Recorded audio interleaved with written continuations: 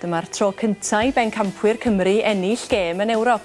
Ond yn ôl Ken McKenna, bu alla'r seintia dalu'n ddrud yn yr ail gymal a mildio 2 gôl i'r tîm o Latvia. Dyma Dylan Griffiths. Gêm oedd hon a tipyn o bopeth. Gweith ar glaw trwm a'i diffyg gema, y seintia newydd ddechreuodd ora, a doedd hi ddim syndod pan sgorodd Mike Wild wedi 4 munud ar 10. Byddai'r cae yn llithrig roedd camgymeriadau yn anorfod. Dwi'n Courtney ar fai yma a pas cawdd i'r ymysodwr Vitus Rimpus o ddod yr ymwelwyr yn gyfartal. Un felly yn yr egwyl, ond doedd ddim angen aros yn hir am y gol nesaf.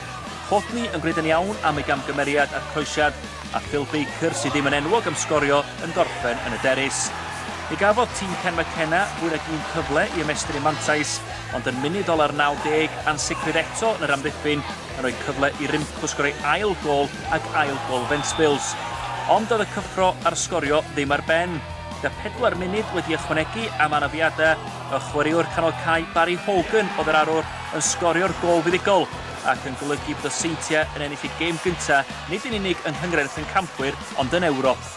It was a very frustrating evening in many respects. You know, we've managed to break our duck and get a win in Europe, but we've conceded 2 terrible goals, and you know, really it's a tie we should have won comfortably. Gêm fyddai wedi bod yn deilwng o rownd derfynol Nghynghrair y Pencampwyr. Bydd mi fydd y seintia yn mwynhau'r fuddugoliaeth ar noson, ond maen nhw'n ymwybodol bod yna her anferth arall yn ei gwynebu nhw yn Latvia yr wythnos nesaf.